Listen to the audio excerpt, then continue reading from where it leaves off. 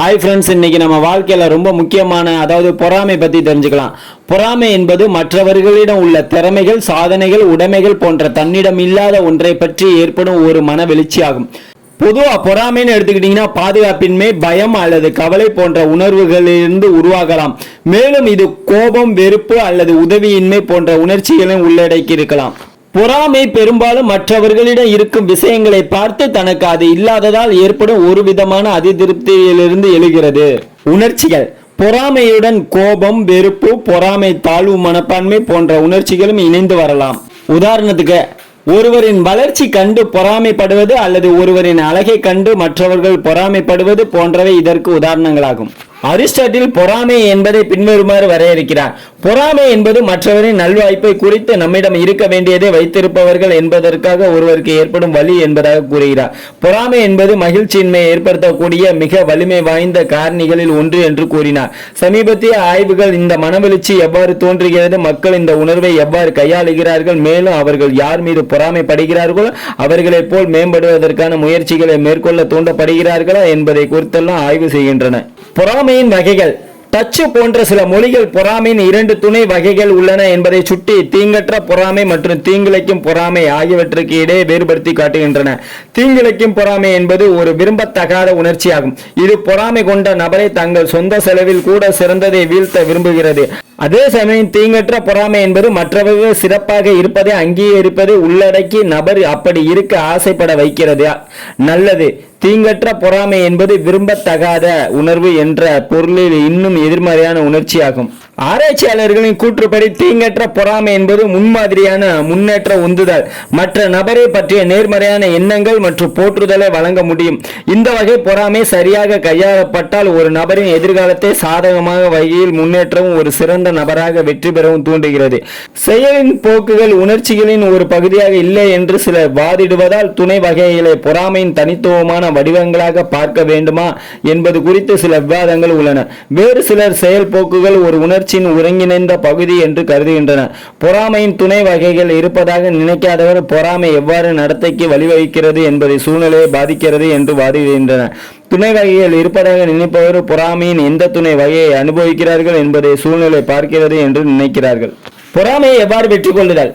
பொறாமை உறவுகளின் நெருக்கத்தையும் திருப்தியையும் எதிர்மறையாக பாதிக்கலாம். பொறாமையை சமாளிப்பது மற்ற எதிர்மறை உணர்ச்சிகளை கோபம், மனக்கசப்பு முதலியன கையாளுவது போகவே இருக்கலாம். கோபத்தை அனுபவிக்கும் நபர்கள் பெரும்பாலும் தொழில்முறை சிகிச்சையை கோப மேலாண்மை நாடுகிறார்கள். இவ்வாறான சிகிச்சை அவர்கள் ஏன் அப்படி உணர்கிறார்கள் மற்றும் அதை எப்படி சமாளிப்பது என்பதை புரிந்து கொள்ள உதவுகிறது. பொறாமை அனுபவிக்கும் ஆளுமைகள் பெரும்பாலும் உண்மையான மகிழ்ச்சியை எவ்வாறு அடைவது என்பது பற்றிய சார்பு தன்மையுடைய கருத்தை கொண்டிருக்கின்றன. இந்த உணர்வுகளை மற்ற மக்களுக்கு உதவுவதன் மூலம் அவர்கள் நல்வாய்ப்பின் உண்மையான பொருளையும் அவர்களில் உள்ள திருப்தியையும் புரிந்து கொள்ள முடியும். இப்ப பொறாமை பார்த்துட்டோம். பொறாமை குணத்திலிருந்து எப்படி நம்ம விடுபடுவது? பொறாமை குணத்தை நீக்க சுயமரியாதை அதிகரிப்பது, உங்களின் நல்ல குணங்களை ஏற்றுக்கொள்வது, மற்றவர்களின் வெற்றியை பாராட்டுவது மற்றும் நினைவாற்றல் போன்ற பயிற்சிகளை மேற்கொள்வது உதவும். தேவைப்பட்டால் ஒரு மருத்துவரை அணுகி ஆலோசனையும் பெறுவது சிறந்த வழியாகும். சுயமரியாதையை வளர்த்துக் கொள்ளுதல்: உங்களிடம் உள்ள நேர்மறையான குணங்களையும் உடைமைகளையும் பட்டியலிட்டு அதை ஏற்றுக்கொண்டு கொண்டாடுங்கள். இது உங்களை நீங்களே மதிக்க உதவும். அடுத்து நினைவாற்றல் பயிற்சி. நினைவாற்றல் பயிற்சியின் மூலம் உங்களின் எண்ணங்களில் கவனம் செலுத்தவும் மற்றவர்களை விமர்சிப்பதை தவிர்க்கவும் கற்றுக்கொள்ளலாம். அடுத்து மற்றவர்களின் வெற்றியை கொண்டாடுங்கள். மற்றவர்களின் வெற்றியை பாராட்டும் போது அவர்கள் உங்கள் மனதில் நல்ல இடத்தை பெறுவார்கள். இதனால் அவர்கள் உங்களுக்கு உதவவும் தயாராக இருப்பார்கள். அடுத்ததாக தனிப்பட்ட வளர்ச்சியை மையமாக கொள்ளுங்கள். உங்களை மற்றவர்களுடன் ஒப்பிடுவதை விட உங்களது சொந்த முன்னேற்றத்தில் கவனம் செலுத்துங்கள். உங்கள் இலக்குகளை அடைய முயற்சி செய்யுங்கள்.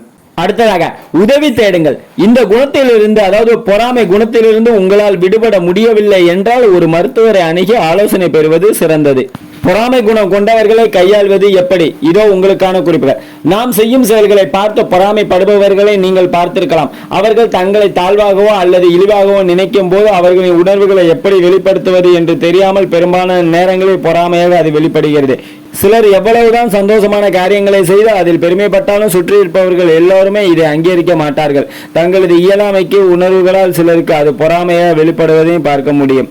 இதனால் சுற்றி இருப்பவர்களின் பேச்சாலும் அவர்களது குணத்தாலும் சில நேரங்களில் காயப்படவும் நேரிடும். அவர்களை நேருக்கு நேராக எதிர்கொள்வது இதற்கு சரியான தீர்வாக இருக்கும். ஒருவேளை நமக்கு மிக நெருங்கியவராக இருந்தால் அவர்களை ஒதுக்க முடியுமா? முடியாது. இது போன்ற நேரங்களில் இப்படிப்பட்ட நபர்களை எவ்வாறு கையாளலாம் என்பதை குறித்து நாம் இங்கு தெரிந்து கொள்ளலாம். தனிப்பட்ட வெறுப்பாக கருதாதீர்கள். உங்கள் வெற்றிக்கு பிறகு உங்களை யாரேனும் பொறாமைப்பட்டால் அதை குறித்து நீங்கள் கவலைப்பட தேவையில்லை என்பதை நீங்கள் புரிந்து கொள்ள வேண்டும். உங்கள் மீது உள்ள நம்பிக்கையை நீங்கள் ஒருபோதும் இழக்கக்கூடாது. இது போன்ற செயல்களால் உங்களது நம்பிக்கையும் உங்களது ஆற்றலையும் உடைக்க அவர்கள் முயற்சி செய்யலாம். அந்த முயற்சிக்கு நீங்கள் இடம் கொடுக்காதீர்கள். நீங்கள் என்ன செய்ய வேண்டும் என்று நினைக்கிறீர்களோ அதை தொடர்ந்து செய்யுங்கள்.